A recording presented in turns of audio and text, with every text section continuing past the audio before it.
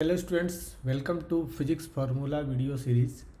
In this series we will try to learn all the formulas of physics topic wise. हर एक video में हम लोग किसी एक टॉपिक के सारे फॉर्मूले कवर करेंगे. Okay, so in this video we are going to cover formulas of projectile motion. So projectile motion में तीन तरह के प्रोजेक्टाइल एक पढ़ाए गए हैं आपको. एक ओब्लिक प्रोजेक्टाइल था जिसमें हम जिस हाइट से ऑब्जेक्ट को थ्रो करते हैं वो उसी हाइट पे रिटर्न आता है. दूसरा हम लोगों ने सीखा था कि कुछ हाइट से हॉरिजॉन्टली थ्रो करेंगे तो नीचे चला जाएगा. और तीसरा हम लोगों ने सीखा था projectile on a inclined plane. Okay, so तीनों के अलग अलग फॉर्मूले हैं. कहता है जब हम ओब्लिक प्रोजेक्टाइल फेंकते हैं, मतलब किसी हॉरिजॉन्टल सरफेस पे किसी एंगल पे हम प्रोजेक्टाइल को थ्रो करते हैं तो उसका टाइम पीरियड हो जाता है 2u sin theta by G, where u is the initial speed and theta is the angle at which we are throwing it. Okay, R range, कितनी दूर जाकर वो गिरेगा. जितनी दूर जाकर वो गिरता है, मैं इसका डायग्राम भी बना दूं कि इस जगह से आपने थ्रो किया और ये इतनी दूर जाकर गिरा. ओके, तो जितनी दूर जाकर ये गिरता है उसको, उस डिस्टेंस को हम लोग रेंज कहते हैं. और इसका फॉर्मूला है u square sine 2 theta upon जी.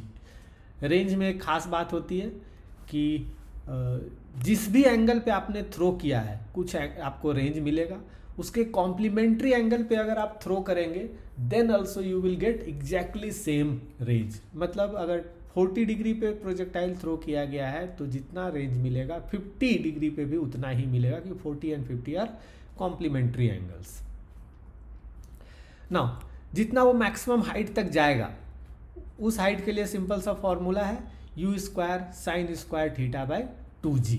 तो ये तीन फॉर्मूले हैं. इसके अलावा वो जो अभी बात बताई मैंने कि दो कॉम्प्लीमेंट्री एंगल्स में से रेंज होता है, उसकी का भी इसमें यूज होता है. प्लस आपसे पूछा जा सकता है रेंज मैक्सिमम कब होगा. तो रेंज मैक्सिमम तब होगा जब साइन 2 थीटा की वैल्यू 1 हो जाएगी. तो u square by G will be the maximum range, जितना दूर तक हम उसको थ्रो कर सकते हैं. वो 45 डिग्री पे होता है जब थीटा की वैल्यू 45 डिग्री हो.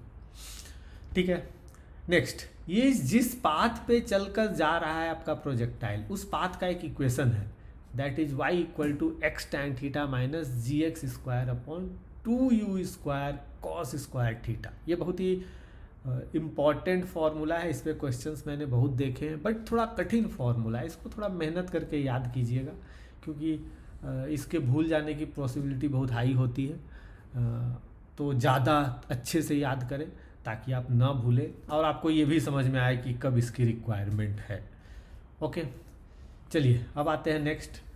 हॉरिजॉन्टल प्रोजेक्टाइल कहता है अगर आपने किसी बिल्डिंग के ऊपर से एक प्रोजेक्टाइल थ्रो किया और वो नीचे गिर गया, गिरेगा ही. सो इन दिस केस इस प्रोजेक्टाइल को हम लोग हॉरिजॉन्टल प्रोजेक्टाइल कहते हैं. इसका टाइम का फॉर्मूला √2h बाई जी और इसके रेंज का formula u into √2h by g. ये जो फॉर्मूला है ये एक्चुअली u इंटू टी ही है. तो रेंज के लिए हमने इनिशियल स्पीड इंटू टाइम कर दिया है तो रेंज मिल गया.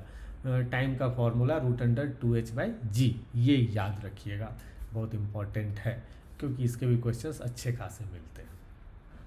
अब आते हैं हमने प्रोजेक्टाइल ऑन इंक्लाइन प्लेन. तो अगर आपके पास एक इंक्लाइन प्लेन है और इस पे आपने प्रोजेक्टाइल थ्रो कर दिया है तो ये एंगल अल्फा होगा और ये एंगल थीटा होगा. So in this case time, H max और रेंज तीनों के फॉर्मूले बदल जाते हैं. टाइम पीरियड हो जाता है 2u साइन थीटा अपॉन जी कॉस अल्फा. तो जहाँ जहाँ भी इस फॉर्मूले में जी है हर उस जगह पे अब जी कॉस अल्फा चलेगा. ठीक है ना. एच मैक्स की जगह भी सब कुछ वैसा ही है, जी की जगह जी कॉस अल्फा हो गया. ओके, हाँ, रेंज के फॉर्मूले में बहुत कुछ बदल जाता है.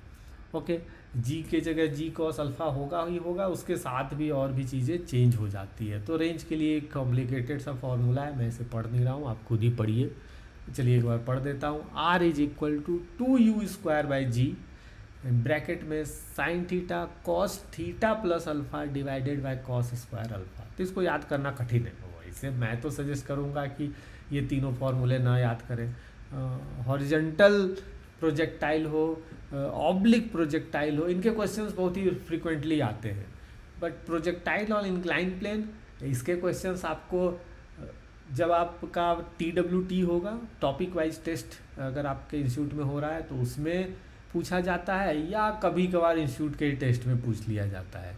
जेई मेन या नीट में कभी इनके क्वेश्चंस नहीं देखे गए। जेई एडवांस में भी मुझे नहीं याद है कभी ऐसा कुछ स्पेशल पूछा गया है। हाँ, थोड़ा बहुत कॉम्प्लिकेटेड या थोड़ा मॉडिफाई करके क्वेश्चंस आते हैं, बट उन क्वेश्चंस को बनाने के लिए शायद इन फॉर्मूले से डायरेक्ट कुछ खास फ़ायदा नहीं होगा। आपको उसके लिए कंपोनेंट मेथड्स पे जाना पड़ेगा। ओके, चलिए, तो if you think there are some formula missing from this list, you can put it in comment. I will add those formulas. Okay, so thank you for watching this video.